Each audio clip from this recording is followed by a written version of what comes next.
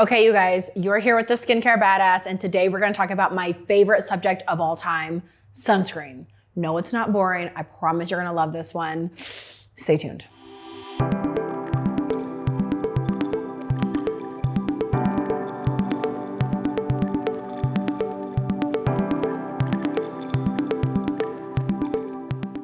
Okay, you guys, so we're gonna dive right in today, talking all about sunscreen. There are two main types.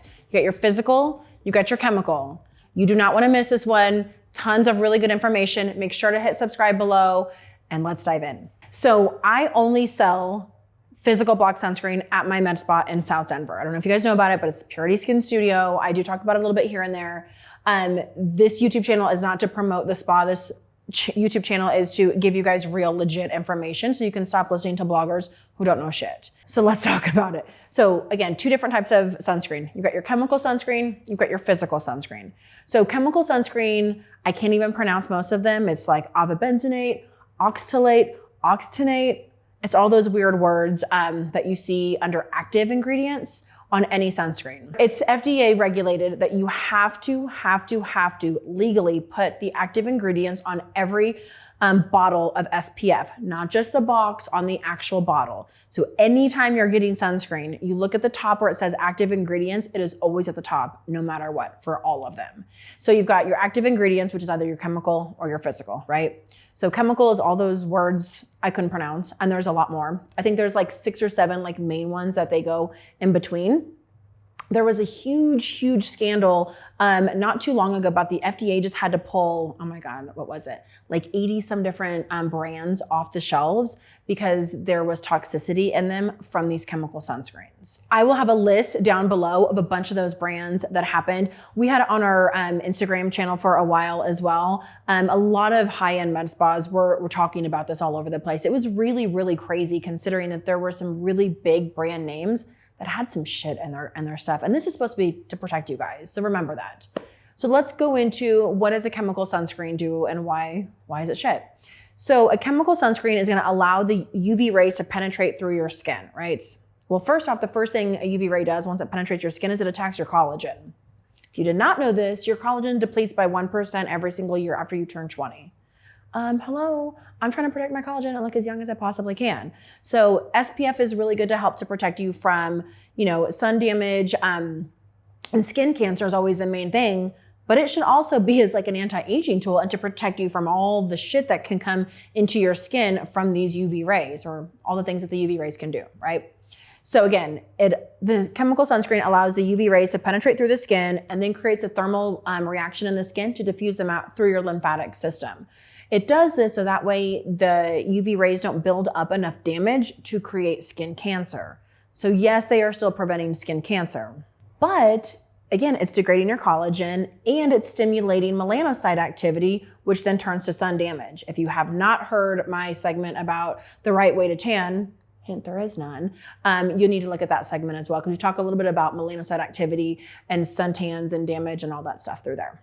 So that's what the chemical sunscreen does. Let's talk about what a physical sunscreen does. There's only 2 types. You've got zinc oxide and titanium dioxide, and that's it. And those are safe for everybody. If you ever look at, what is it, like the butt paste and things that they put on babies for like diaper rashes, it's usually like a 20% zinc, which you could probably actually use as sunscreen. They don't say that on those because you have to go through a whole FDA process to be able to say your SPF whatever level, okay? So with that being said, zinc and titanium dioxide, do you know what those are?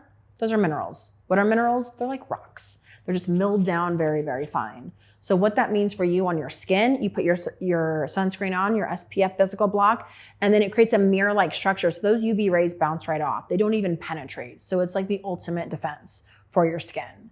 So if you ever think about the movie The Sandlot, right? The old school one, like in the 50s and 60s, the lifeguards would have like those white noses because it was pure zinc, because that's where the sun would hit them first, was right there. So they wanted to have the most protection right there. Zinc has come a really long way. People, I think, are so scared of zinc because of that. And they're like, well, what's another alternative? How can we still have sun protection without having this whitish hue? Enter chemical sunscreens, which served a purpose for a little bit, but technology has way surpassed using chemical bullshit. We can now take zinc and titanium dioxide, mill them down, add some tint, add antioxidants and nutrients to the formulation, and now you have the best protection you can possibly get. I personally use Color Science and it is clinical. They are superior to just about anything on the market. We're gonna go into a whole other thing just about the Color Science sunscreens because they are that freaking impressive. I'm obsessed. But yeah, so that's the biggest misconception with a sunscreen's a sunscreen. It's not. That chemical sunscreen is gonna do so much more damage than good to your skin down the road. Real quick, before I finish up, I wanted to tell you guys too about sunscreen and cosmetics. Because a lot of times people say, well, I have an SPF 30 in my makeup, or I have an SPF 20 in my moisturizer. Typically, if it's in a moisturizer or a makeup, it's usually a chemical sunscreen, which as we know now is garbage. And it's usually not gonna be the same effect of what it says. So if it says SPF 20, for it to go into that formulation, it's probably more dulled down to like an SPF 10 or 15. Right? And you really need an SPF 30 to give you the right protection. Now, some people say, well, I use an SPF 70, I use an SPF 100. To get an SPF 70 or 100, you typically have to have a chemical in there, which means it's bullshit. You can have an SPF 40 of a physical block that is gonna be phenomenal. Anything over a 50 doesn't do anything extra.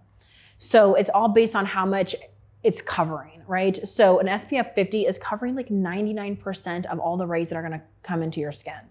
99%. So if that's what an SPF 50 does, is there that big of a difference between an SPF 50 and an SPF 70? You're looking at less than 1% difference. Now, I'm gonna have all kinds of lashback on this, and I always do from people that work at Clinique or at the makeup counters. Well, I was always told that the number is how many minutes, right? Technically, yes, by the FDA, that's how they do it. But there's so much more than what the FDA requires that goes into what a sunscreen can actually do for your skin. So when you're looking at sunscreens, always know if it's in a moisturizer or it's in your makeup, it's probably not as good.